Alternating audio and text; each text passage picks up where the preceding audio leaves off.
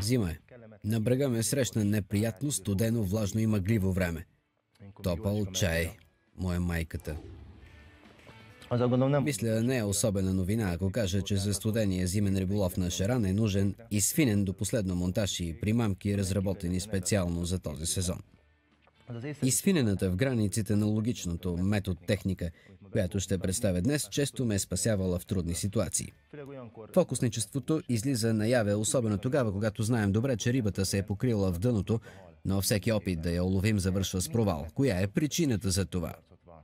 Това, че зимно време за събраните на куп рибни стада, ние риболовците сме като слон в стъкларски магазин.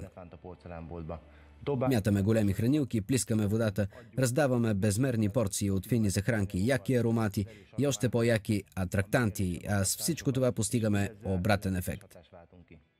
Пък с купчените долу риби може да се уловят, но как? Елате с мен на брега, ще ви покажа.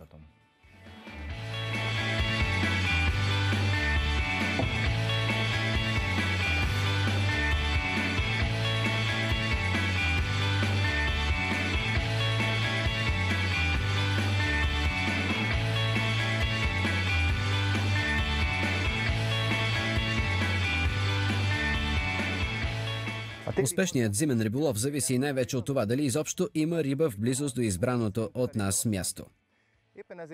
Точно за това секторът, който избрах за днешния риболов е такъв, че от тук под формата на ветрило мога да изследвам цялата водна повърхност пред мен. Някъде ще има и риба.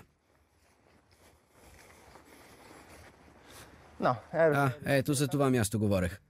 Малко е кално, но виждате, достатъчно е. А в областта има немалко многообещаващи места. Ще си пробвам късмета.